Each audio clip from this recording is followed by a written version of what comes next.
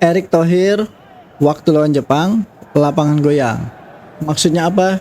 Mari kita bahas ya. Tapi jangan lupa subscribe dan like terlebih dahulu ya. Silahkan. Ya, jadi ini dikutip dari bola.com ya. Erick Thohir, ini menurut Erick Thohir ya, Kevin Dix kemungkinan absen bela timnas Indonesia melawan Arab Saudi. Nah, waktu lawan Jepang, lapangan goyang. Nah, ini maksudnya apa? Nah, kita bahas ya.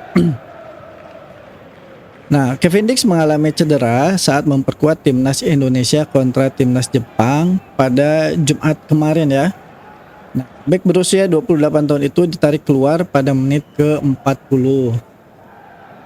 Nah, cedera Kevin Dix tidak dapat dipulihkan dalam waktu dekat sehingga pemain asal FC Copenhagen di Liga Denmark itu gagal bermain untuk timnas Indonesia kontra Arab Saudi. Ya, sempat ada benturan kan ya. Sempat ada benturan dengan siapa sih? Mitoma ya, dengan Mitoma ada benturan. Nah, tetapi ternyata selain dari benturan ada dari lapangannya juga yang bilangnya ya lapangannya goyang, nggak tahu maksudnya seperti apa ya. Nah, kemudian timnas Indonesia bakal menjamu Arab Saudi dalam matchday ke-6 ya, grup C putaran ketiga kualifikasi Piala Dunia 2026 zona Asia di Stadion Utama Gelora Bung Karno, Jakarta Pusat ya, pada Selasa malam ya, jam 7 malam. Ya, ini penjelasan Erick Thohirnya ya. Jadi Kevin Dix sudah tidak terlihat dalam latihan timnas Indonesia di Stadion Madia Jakarta Pusat. Nah, pada Minggu malam ya, sebagai persiapan menghadapi Arab Saudi. Nah, Kevin Dix cedera. Sepertinya tidak bisa bermain membela timnas Indonesia melawan Arab Saudi. Itu kata Erick Thohir dia. Nah, sebab waktu kemarin dia bermain dengan timnas Indonesia menghadapi Jepang. Lapangannya ada goyang. Saya bukan menyalahkan siapa-siapa, ini realitasnya, jelas Erick Thohir. Nah, ini maksud lapangan goyang itu apa ya? Ini perlu dijelaskan ya. Ini dikutip dari bola.com ya. Nah, kemudian tidak dijelaskan maksud lapangan goyang itu ya. Nah, Erick Thohir tidak menjelaskan maksud dari lapangan goyang. Namun, ya diyakini rumput GBK tidak optimal ketika menyelenggarakan timnas Indonesia ya kontra Jepang. Nah, kekuatan timnas Indonesia akan makin tereduksi jika Kevin Dix absen.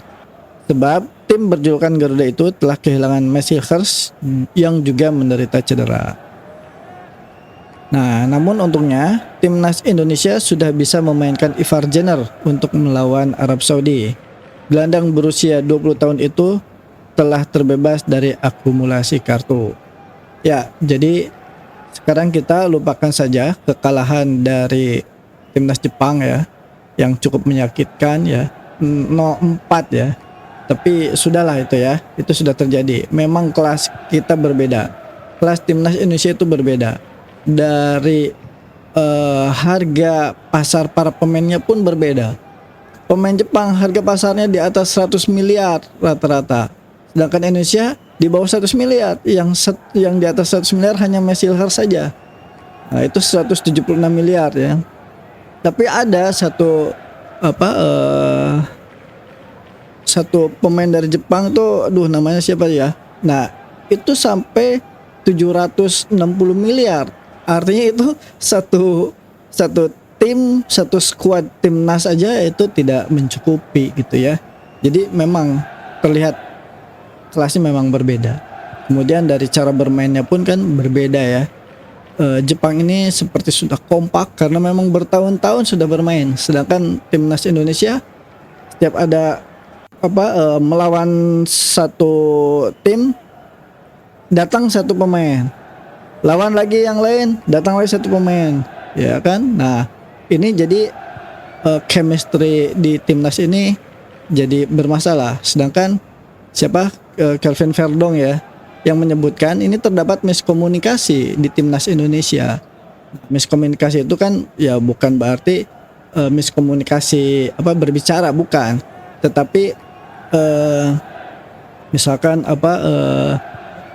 kerjasama antar timnya itu apakah sudah baik atau belum gitu. Nah, ini bermasalah. Jadi kekompakannya kurang, defense-nya jadi kurang bagus juga gitu ya. Nah, sedangkan Jepang bermain cerdas. Tapi kalau misalkan lawan Australia atau lawan Saudi, sebetulnya pertahanan timnas ini bisa cukup kuat ya, seperti sebelum-sebelumnya. Sulit untuk dibobol. Tetapi kalau dengan Jepang ini dia bisa ya. Jepang ini jago. Para pemainnya cerdas. Bisa memancing para pemain belakang timnas ini untuk keluar, kemudian pada saat ada yang kosong ada pemain Jepang yang masuk ke arah situ, dan itu menjadikan peluang yang cukup berbahaya dan termasuk gol juga gitu ya. Dan ada beberapa kesalahan yang terjadi di tim Indonesia ya, timnas Indonesia. Nah, itu pun karena kembali lagi chemistry ya kan. Chemistry. Kevin Dix baru dua kali latihan aja langsung bermain. Apakah itu bisa langsung in? Belum tentu, karena Kevin Dix nggak tahu dia tuh harus dikasih bolanya seperti apa, ya kan? Terus saya harus bagaimana? Nah, ini komunikasi antar pemain ini yang belum baik gitu. Meskipun para pemainnya sangat baik ya, bermain di Eropa gitu. Tapi ya itu kembali lagi perlu waktu. Jadi tim ini kalau sudah terbentuk bagus, tinggal dilatih, tunggu waktu aja. Ini bisa kuat sekuat Jepang juga gitu ya. Nah, Jepang itu jangan salah, bisa mengalahkan Jerman dan Spanyol loh ya di Piala Dunia kemarin. Jadi hal yang wajar kalau misalkan Indonesia kalah 0-4. Hal yang wajar. Cina 0-7 ya, Bahrain 0-5, Indonesia 0-4 masih beruntung, cuma kebobolan 4 gol ya. Nah, tapi kalau misalkan ini terus dibentuk ya, pemain ya ini yang tidak terus dibongkar pasang oleh Sintayong, itu lama-lama bisa menjadi tim yang kuat ini ya. Chemistry antar pemainnya sudah semakin bagus. Nah, mungkin 5 tahun ke depan ini udah semakin bagus nih. Jadi setiap ada FIFA Matchday, meskipun itu persahabatan, ya pakai tim ini gitu. Ya pakai tim ini biar nanti kedepannya sangat bagus. Sama halnya dengan Jepang gitu. Nah, itulah yang memang kita perlu tahu ya. Jadi tidak perlu kita berlarut-larut ya menyalahkan siapapun, menyalahkan pelatih, menyalahkan pemain, menyalahkan PSSI dan lain. Nggak usah lah. Udah, sekarang kita dukung timnas Indonesia agar bisa menang melawan Arab Saudi. Ya, mungkin itu saja ya. Jangan lupa subscribe dan like-nya. Terima kasih.